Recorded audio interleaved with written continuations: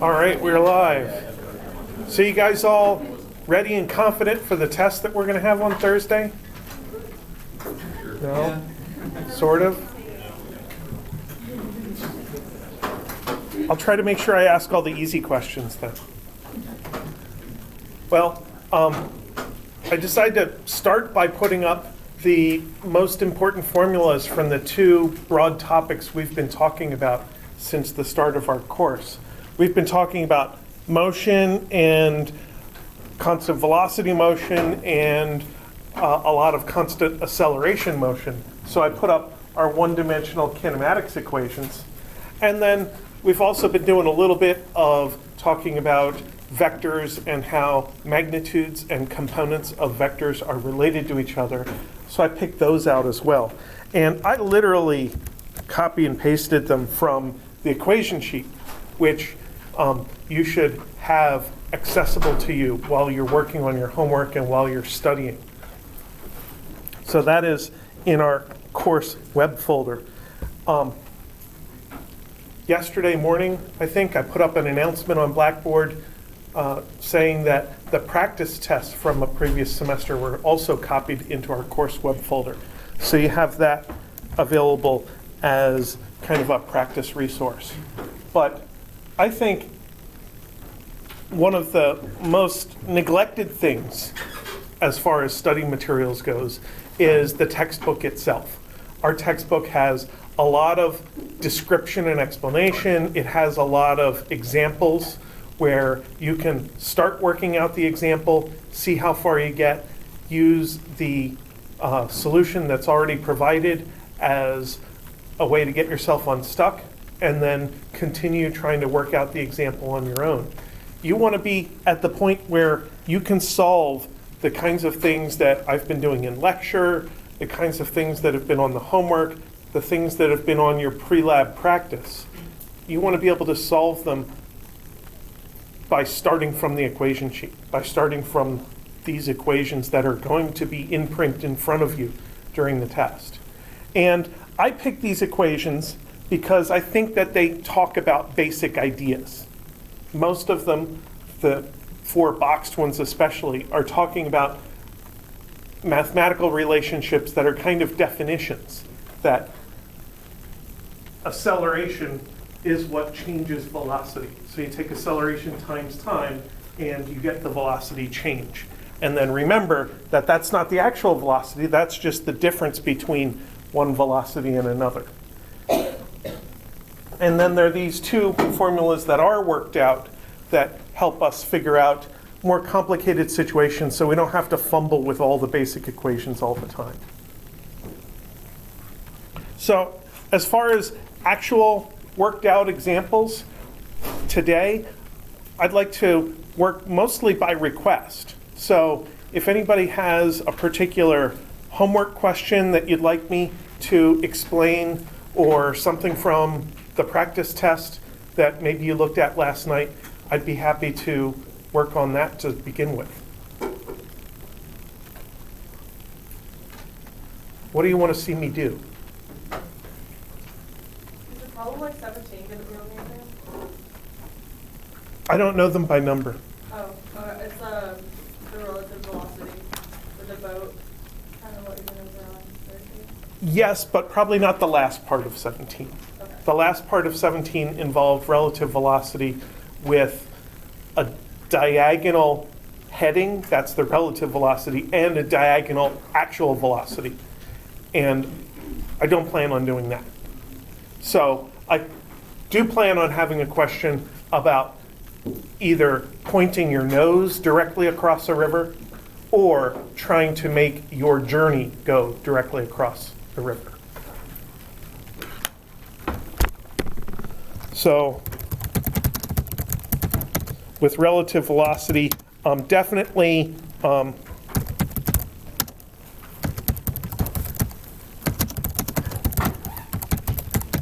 think about cases where you're actually moving upstream or downstream, or walking on one of those moving sidewalks, either with or against the motion.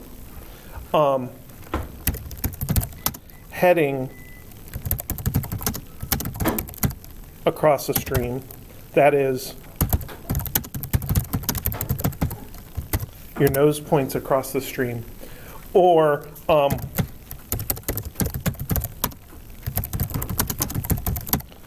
moving across the stream.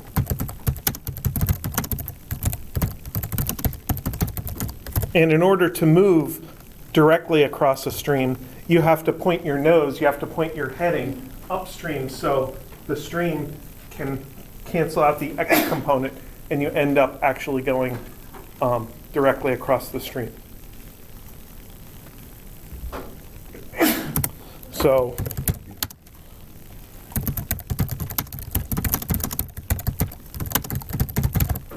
not diagonal heading and diagonal movement, like the last part of the last homework question. Now that being said, I'm happy to talk about that. WebAssign is supposed to give you the opportunity to do late homework for half credit, though when I tried it today, it didn't work for me. Has anybody tried to ask WebAssign for an automatic extension? Well, when it didn't work for me, I put in a support case request with Cengage, the manufacturer, writer, publisher of WebAssign. So hopefully they get to that and fix it. So you'll open up the homework if we didn't like finish up all homework here or something, we can go back and get a brass with it? That's the general idea, that you can get half credit for work that you do this week.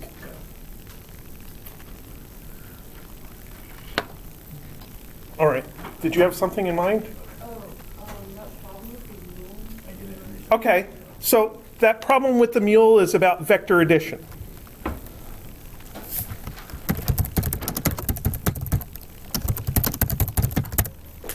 And it's one where we did talk about vector addition, but not really in this context. There are a lot of different kinds of vectors we deal with. Most of them, if you look at the units and drill down in the units, they have a single factor of meters in them, in the numerator somewhere. And one of the types of quantities we're going to deal with starting next week is forces. And forces are vectors.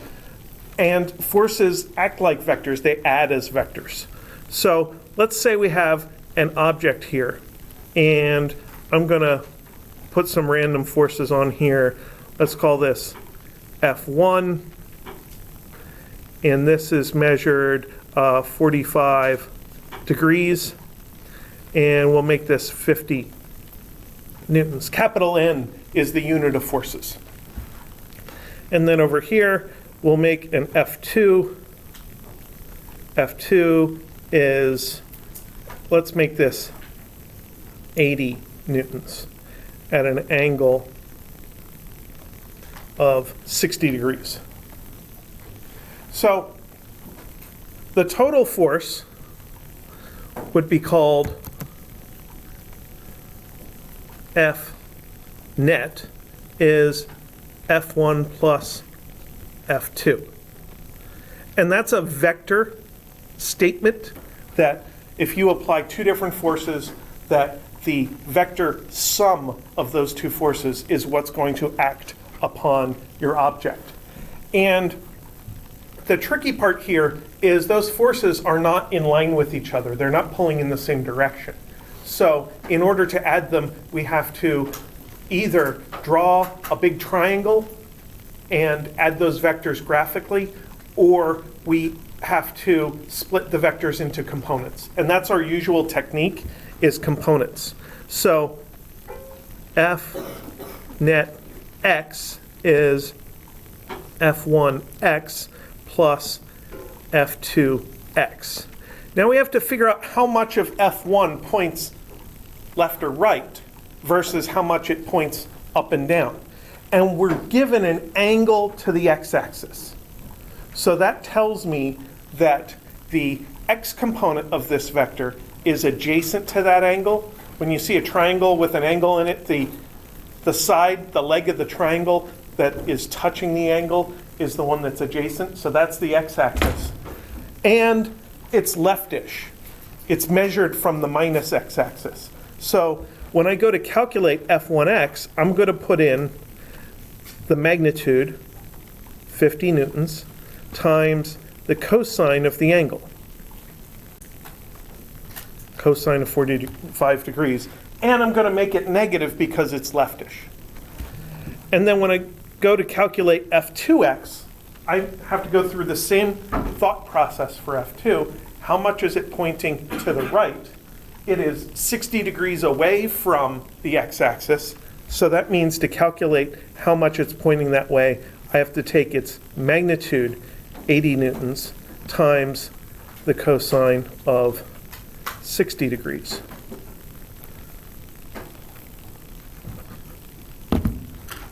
So now I have things that I can type into my calculator, and the 50 times 35, times cosine of 45 is 35.4. So this is minus 35.4 plus 80 cosine of 60 is actually 40. So that gives me a plus 4.6 newtons. So the net effect of F1 pointing leftish and F2 pointing rightish is a net rightward push. So our vector total has an x component that is positive, and it's only 4.6 newtons. That's only part of our total. Now we need to do the same thing with the y. F net y is F1y plus F2y. And when I go to calculate the opposite component, I use the opposite trig function. I used cosine here, I'm going to use sine function down there. And F1 is pointing uppish, so my y component is positive. So I put in my positive 50 newtons times sine of 45 degrees plus 80 newtons times sine of 60 degrees. So 50 times sine of 45 plus 80 times sine of 60 is equal to 104.6. So you can see the y component comes out to be a big positive value because there are two upward vectors that are adding together to produce a bigger upward total. Now we have the x and y components of a single net vector. So we can find the magnitude of that. F net magnitude is square root of 4.6 squared plus 104.6 squared. I find it funny that this is exactly 100 more than that, but that's just a little coincidence.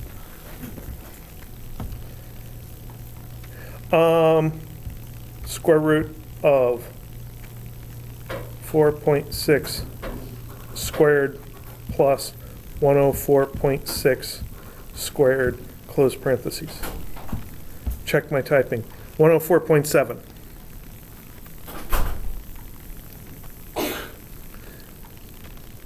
So the net result is this green arrow, F net, which is longer than the two arrows put together. Well, it's longer than either of the two arrows. It is not as big as 50 plus 80. 50 plus 80 would be 130. It's not 130 because, again, the two vectors weren't lined up with each other. So intuitively, when the two vectors are pointing at angles to each other, the total has to be less than the magnitude total. And maybe not intuitively, it actually has to be more than the difference. There's no way I could orient, like, which one's weaker? F1 is weaker. So there's no way I could orient F1 and get a total that is smaller than 30, the difference between these two. So now I have my F net magnitude, which I think you were asked for in the homework, right? And now all we need is the direction. Now just thinking about this point that I drew, it is a tiny bit in the x direction and a lot in the y direction. Its angle should be measured from the x-axis. It should be almost 90 degrees. So we have that in the back of our mind as a guess as to the angle. And then we can actually calculate it by taking the inverse tangent of y over x, 104.6 over 4.6. So I type that in, 104.6 over 4.6 is equal to 87.5 degrees. 87.5 degrees. And that is our angle theta.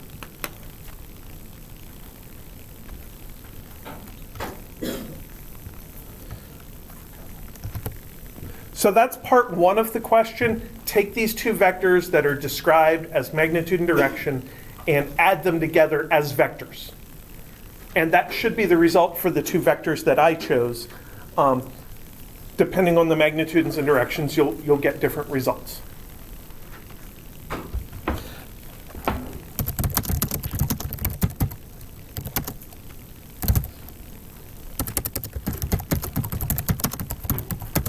Now for the last part, WebAssign says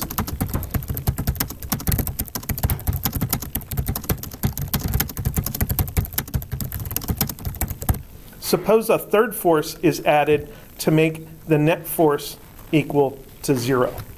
So as a mathematical statement, that is basically saying now F1 plus F2 plus F3 have to equal 0. And those are all vectors.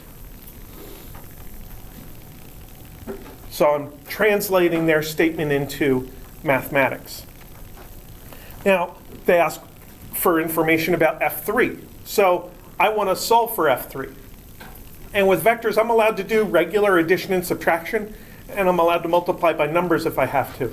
So what I'm going to do is I'm going to take F1 and F2 together and subtract them from both sides. So it'll move them to the other side. And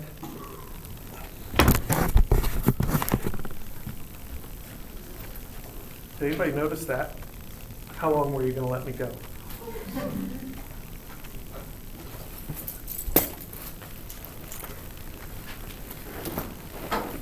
Aha. Thought you'd get out early. I know. My batteries are old. I need to get a new battery. I think this battery's 3 years old, and the laptop's 6 years old. Yeah, and it's still going strong, except for the batteries. Where was I? So now I'm going to do some algebra. F3 is equal to minus F1 plus F2. Funny thing, that F1 plus F2, that's exactly what I calculated before. This right here is F1 plus F2. All I have to do is reverse it in the opposite direction. And the act of reversing a vector can be done in component form just by reversing both components, but reversing a vector can also be done in magnitude and direction form. You just take the same length vector and make it point the other way. So F3 is supposed to have the exact same magnitude and take the direction and just add 180 degrees. And that's the F3 required to make the total come out to 0.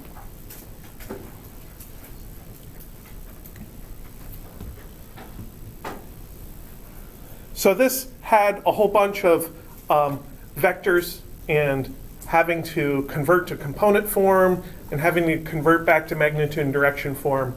So this is definitely a good practice question on a small part of test 1 and probably a bigger part of exam 2. So she wanted to find the exactly opposite angle, or you add 180 degrees? Yep. And so that puts you at like 167.5? Theta 3 is 87.5 degrees plus 180 degrees is 267.5. Yeah, there. So, but like, so that's only 2.5 degrees away from the 90 degrees, right? So Yes. should it be 2.5 degrees away from, what, 270? Yes, It is. it is. Totally my bad. It is. I was. It's a good thought process to go through. It's absolutely a good thought process to go through. So how come it's not negative then? So pointing to the Well, op- you have the option here of going 180 degrees in either direction. If I turn around to the left or turn around to the right, it's the same result. So subtracting 180 degrees would be just fine. And you get negative 92.5, which would be accepted. That's an equivalent angle.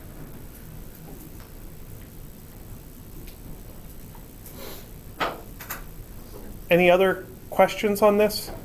My thought process to equal it to 0, I was just like, okay, then it just would be like the same exact, and like, same number that it was added together. Is that not?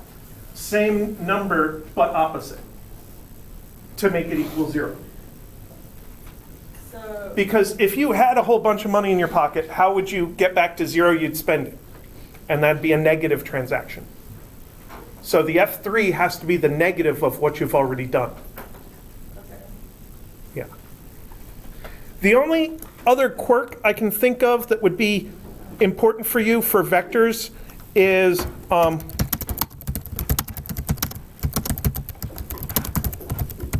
what if you're given an unusual angle? So let's say that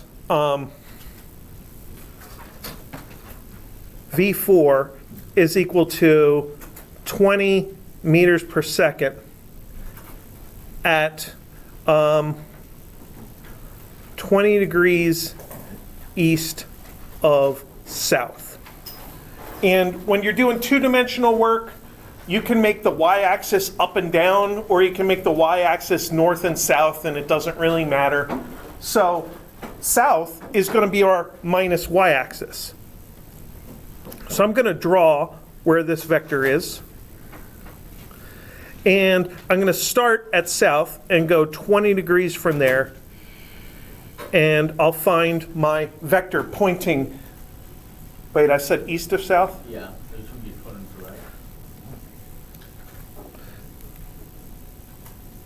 That way. Yeah. So there's my 20 degrees and 20 meter per second. Now, if I wanted to find V4X, I have a couple of options, and V4Y. I can use the 20 degree angle as it's given using what I call triangle trig. Just fill out this triangle. Notice that the y-axis is adjacent and this thing is down, so this is going to be minus 20 cosine 20 degrees. And that's because minus y-axis is adjacent. So what do I get there? I didn't type it in yet. 20 times cosine of 20. Negative 18.8.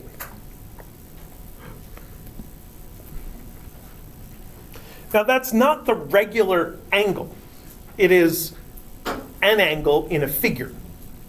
And it's totally possible to use an angle in a figure to help you determine vector components, as long as you can recognize that that angle is measuring the vector we care about, and it's measuring it with respect to one of our axes.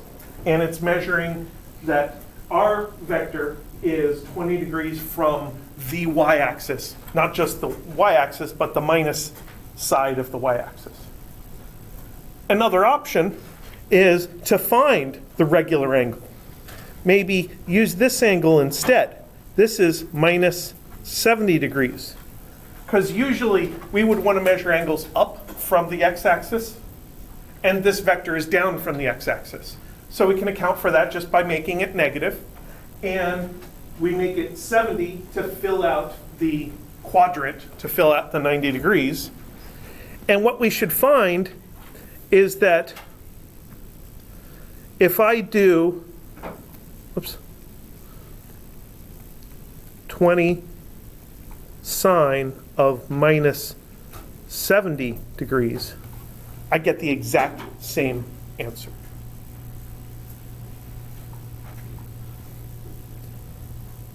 Is it shown in meters or in degrees, the 18.8? Meters per second. Yeah, that's not degrees, because the trig functions eat the degrees and get rid of the angles. Sorry. So the 20 degrees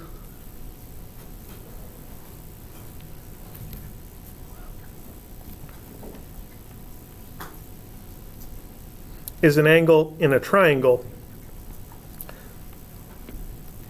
and then the other angle, which is minus 70 degrees,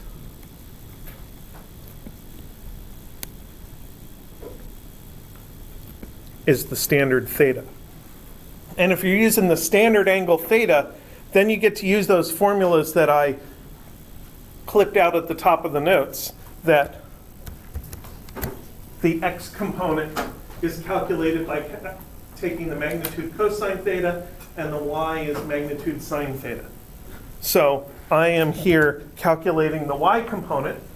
That's what this is all about. And if I use the standard theta, I can just take magnitude times sine theta. And then up here, the x component would be magnitude times cosine theta. So 20 times cosine of negative 70 is 6.84.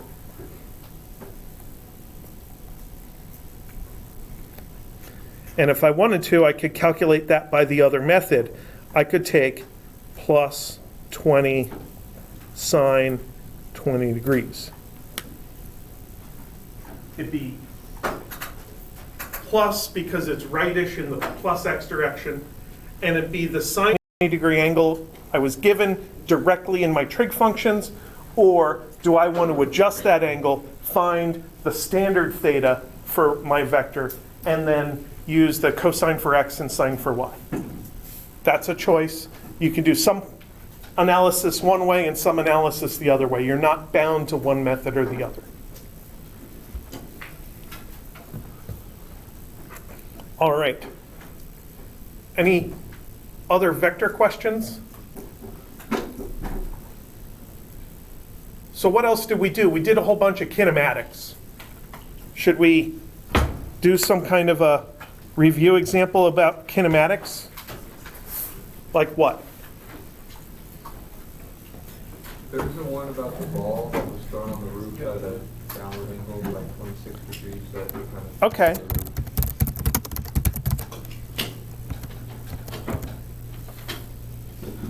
We can take a look at that. Now I want to do a modified version of that.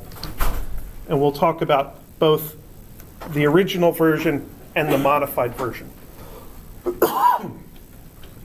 So, a very important case that is guaranteed to be on the test is the horizontal launch.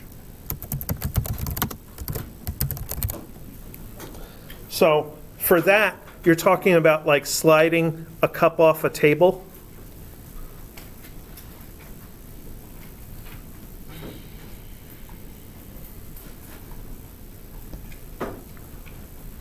So we have our V initial, which is Vx.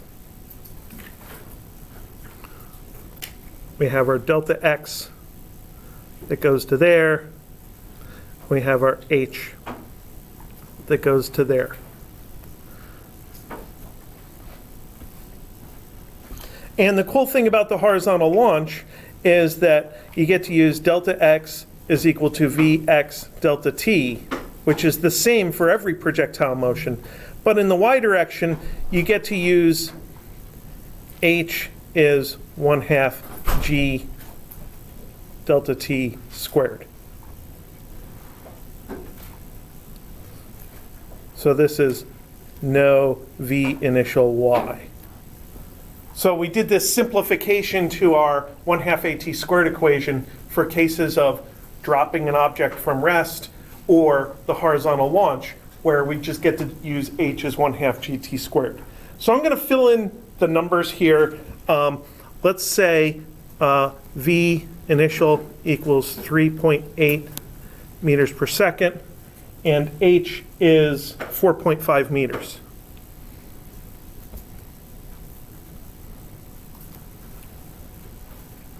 So these are sample numbers from the exact question you mentioned, but in this case, the ball is sliding off a flat roof. So maybe there's like a little ramp at the end to make it go horizontal. So then what we do is we plug in the h over here to solve for time.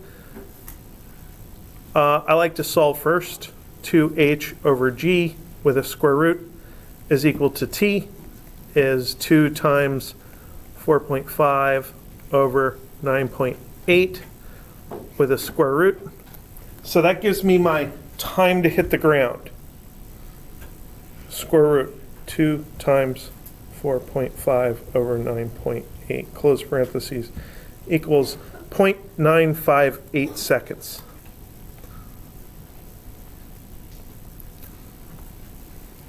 And then I plug that in over here. Delta x is equal to 3.8 meters per second, 0.958 seconds, which gives me times 3.8 is 3.64 meters. So for this particular example, the drawing should be stretched out horizontally because, no, actually the drawing's actually fairly good. It's taller than it is wide, 4.5 meters tall and 3.6 meters wide. So you want to be able to analyze that situation and know these 4 variables: the time, the range, the height, and the launch speed. And given any 2 of those variables, you should be able to find the other 2 of them. So you should be able to take 2 of them, pretend you only know those 2, and find the other 2. Now another important case is diagonal launch. And in the case in the homework, it was specifically a downward diagonal launch. So it's a very similar situation, except now the shelf, the top of the shelf, is pointing down.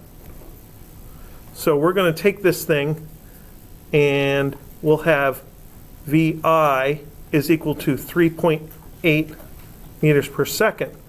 But now there's an angle. I'll make it 38 degrees. So our ball is going to hit the ground sooner.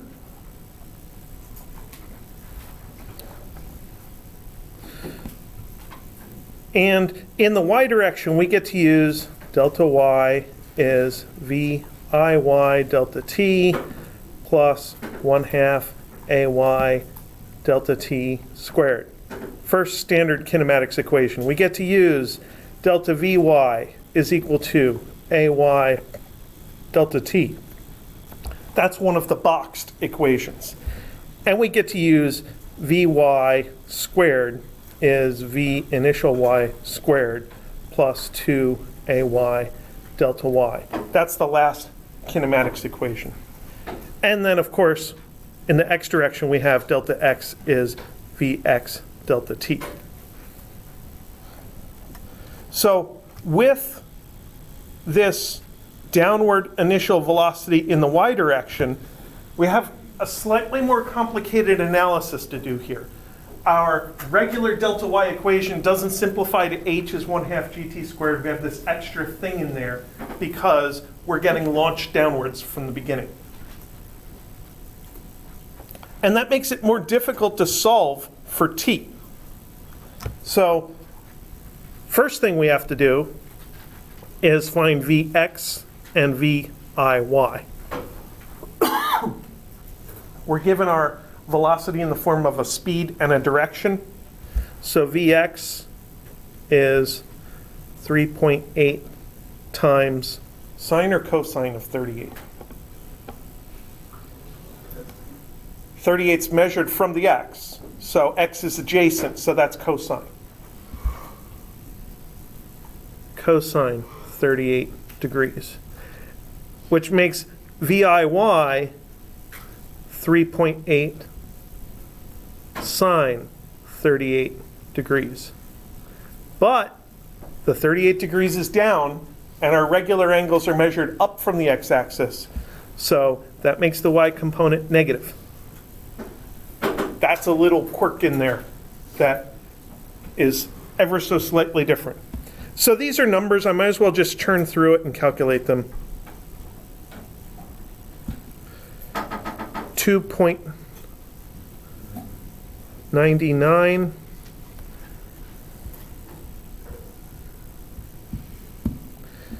negative 2.34 meters per second, meters per second. So now we have to basically do the same thing. We have to use the y direction to solve for time and then plug it into the x equation. But now we have a choice in the y direction. Do we want to solve for time in this terrible, horrendous quadratic equation, or do we want to solve for time in this nice, straightforward proportional equation? I like to use this one, but to use this, I need more information. I need more velocity information. So that's where I kick down to the v squared equation. So I'm going to use that first.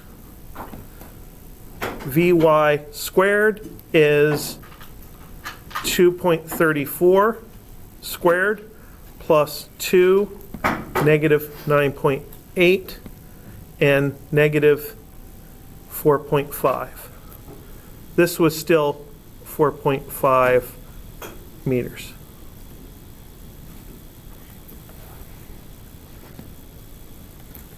So I already have this number on my screen, so I'm just going to square it. This is 5.47 plus 2 times 9.8 times 4.5 is 88.2. Wow. Plus 5.47 is 93.67. So Vy is the square root of 93.67. And when you're solving for something and it's squared in your equation, you have to take a square root. You have to think about whether you want it to be plus or minus. When this thing hits the ground, I want its velocity to be negative. If its velocity was positive, it wouldn't go to the ground, it would go up in the sky. So its velocity must be negative. So then I take square root of answer, and I write down negative 9.68 meters per second. So why did we do that? Because we wanted to solve for time. And we didn't want to do it here, so we did it here, but we need more velocity information. We have more velocity information. So now we write down our equation. Delta Vy is Ay delta t. So delta Vy over Ay equals delta t equals negative 9.68 minus negative 2.34 over negative 9.8. Everything is negative. The final y velocity, the initial y velocity, and the acceleration.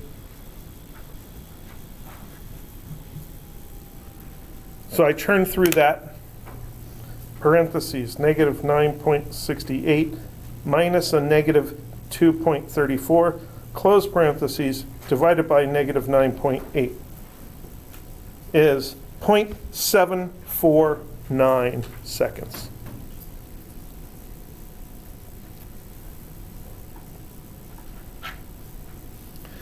And I'll finish and then think about it for a second. Delta x is 2.99 meters per second, 0.749 seconds equals times 2.99 equals 2.24 meters.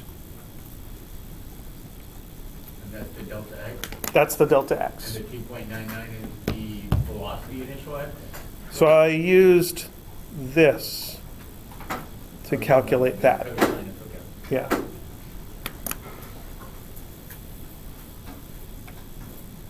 So I still use the basic equation, it's just I had to find out a bunch of stuff first before I could use it.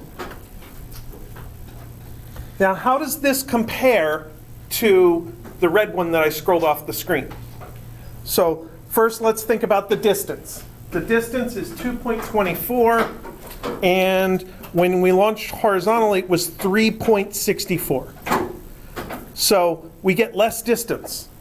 Why do we get less distance? Because we're tilted down. What is being tilted down do to us? It gives us less time. 3/4 of a second versus 0.96 seconds.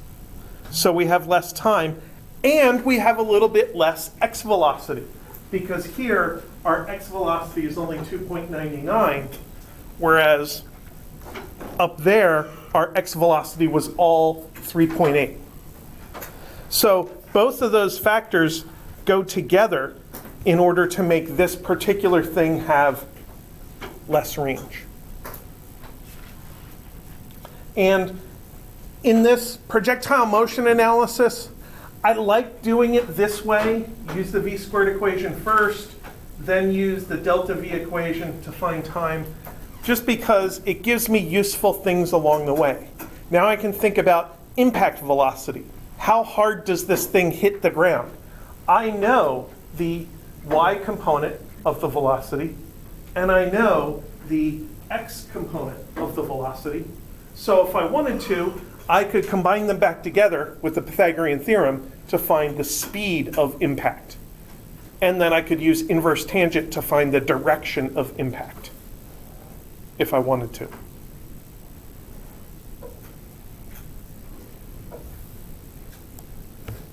But the important one, the one that'll get you more points on the exam, is the easy one. So make sure you understand the horizontal launch.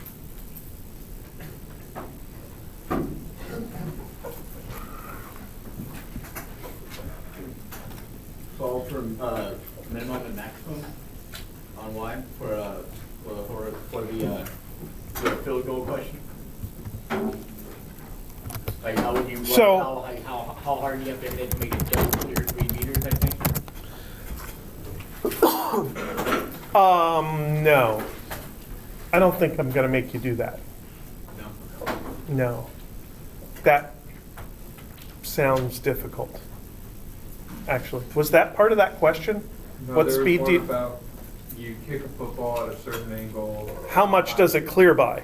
Or Oh yeah. go Or under like the- how like Yeah. what was the angle or what was the speed or what was the angle that you would have to kick it at to make it clear just at 3 meters? You had to go the minimum. You were finding a minimum or maximum, I suppose. Who was on the second one? It's left one.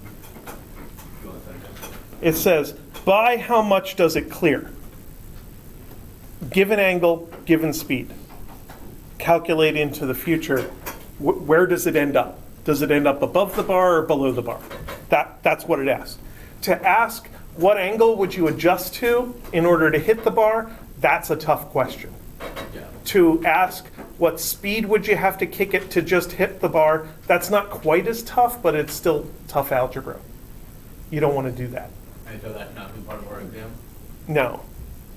So, but I can do that with the range equation. So the range equation basically says that when delta y is equal to 0, delta x is v initial squared over g sine of 2 theta. That's not nearly as difficult to solve. So things we do with the range equation are, how hard do you have to kick a ball to make it go 10 meters?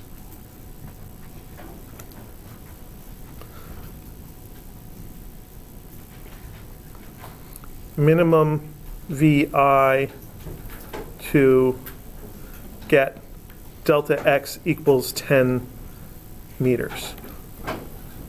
So then we basically take this and let sine 2 theta equal 1. The maximum range comes from hitting your 45-degree angle, which makes sine of 2 theta equals 1. So we get to use a simplified version of the equation, and then we get g delta x is equal to vi squared, or vi is equal to square root of g delta x, which is the square root of 9.8 times 10, which is about 9.9.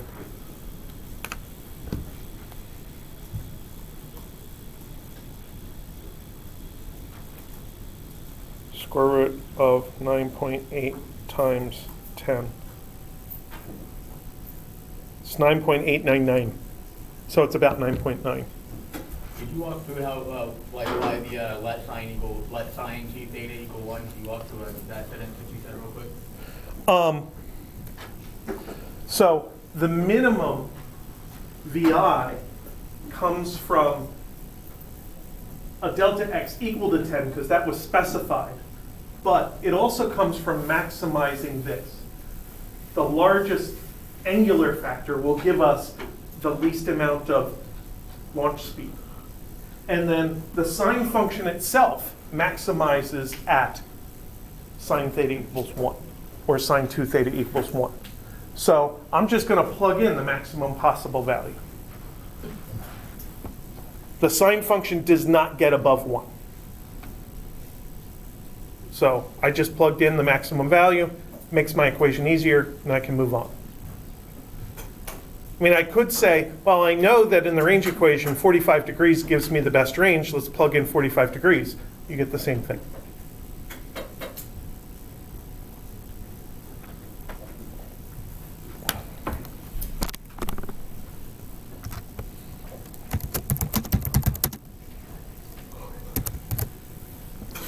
And then we could ask ourselves, what is the air time for this? So for that, you might want to just look at delta y is equal to VIY delta t plus 1/2 AY delta t squared. And this is 0. And then you can divide both sides by delta t. And you get 0 equals VIY plus 1/2 AY delta t.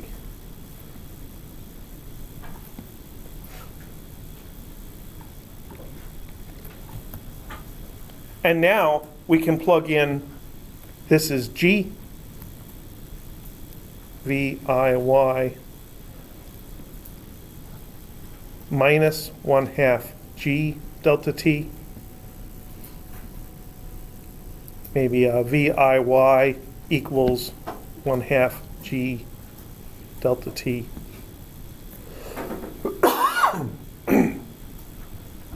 So then 2 VIY over G equals delta t.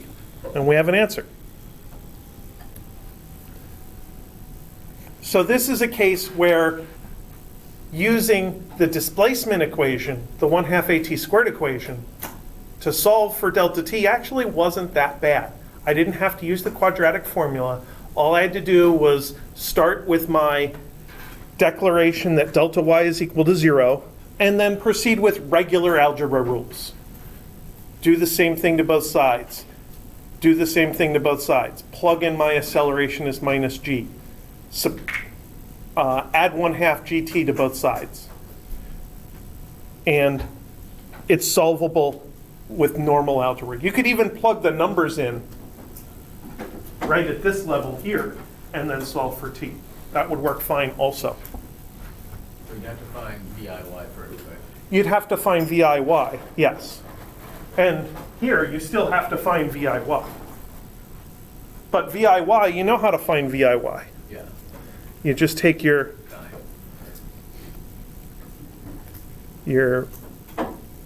VI and theta I and use the speed times the sine of theta. Yep.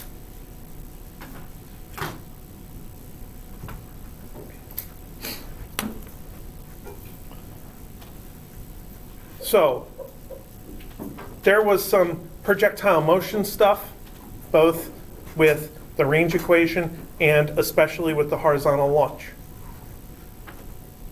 What else do you think there might be? Some kind of a race. This was a big race weekend. Oh, the tortoise and the hare, I think. Well, I was just thinking simpler races, Oh, like the Daytona 500. uh, That kind of ended rather spectacularly. Did anybody see the film of that wreck? Yeah.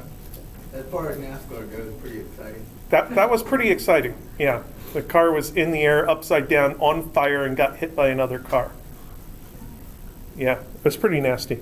From what I hear, the guy's in the hospital with non-life-threatening injuries. So that's amazing. But let's see. Let's see if I can come up with something related to that.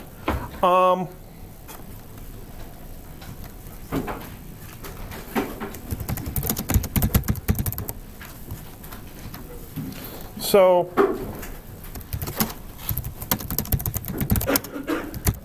a car is driving at 80 meters per second. That is close to 190 miles an hour. That's NASCAR speed.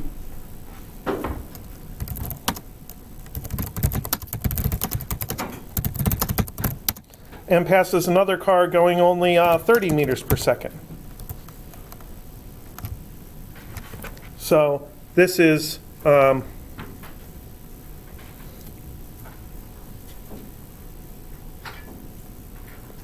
NASCAR, and that's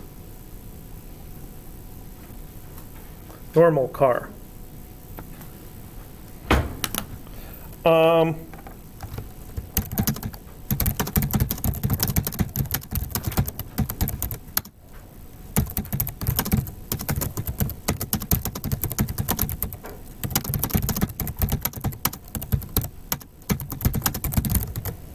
So how much time does it take for the NASCAR to lap a normal car if the track is 3.5 miles around?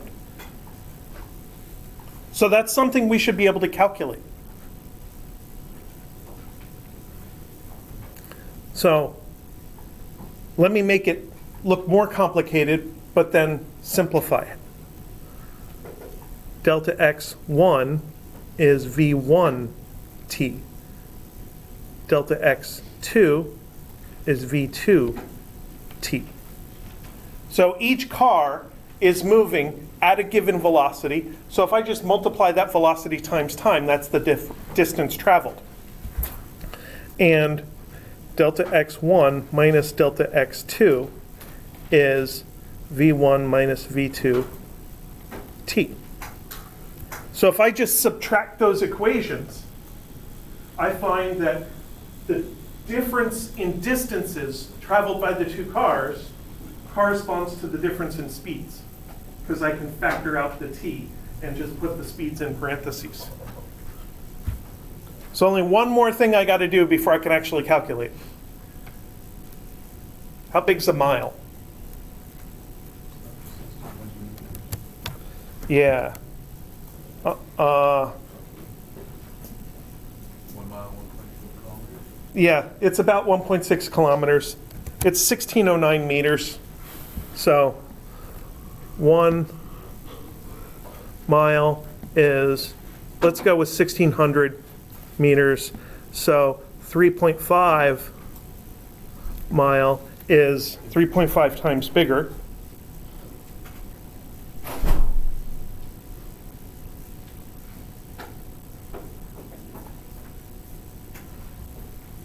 Oh God, I can't type.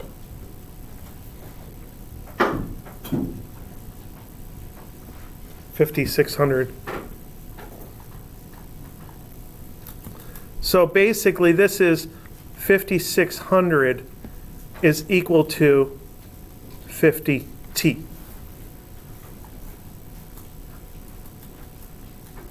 So lapping means that the car goes one extra time around the track, which is a distance of 5,600 meters more than the other car.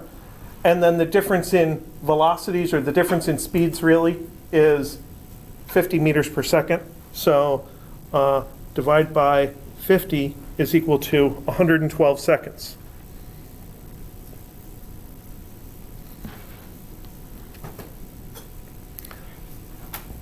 So how far do they go in that time?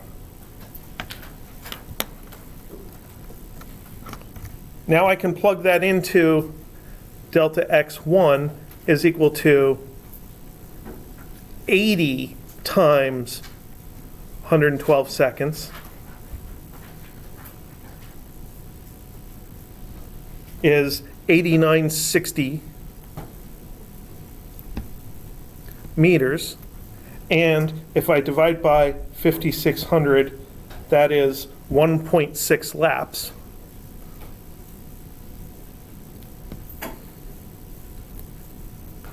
And then delta x2 is 30 times 112.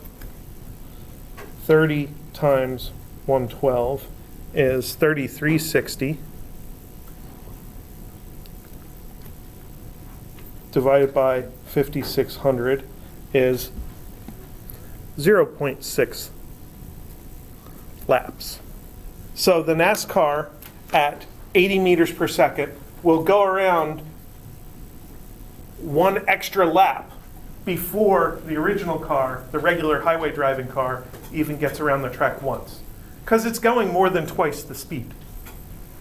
So at that point, you better hope that the regular car is out of the way.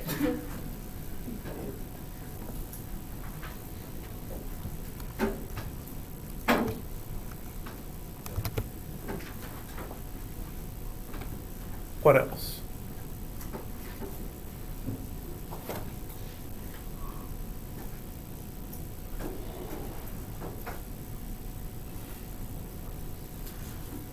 Does anybody have any other requests for examples to go over?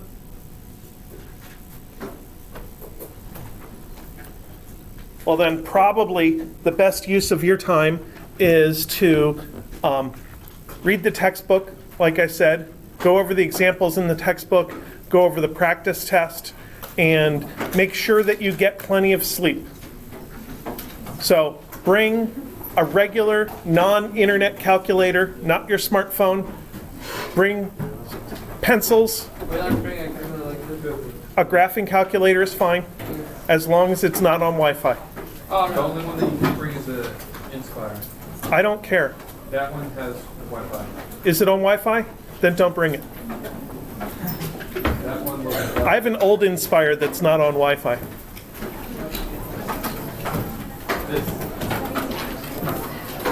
Huh. Go up for a microphone.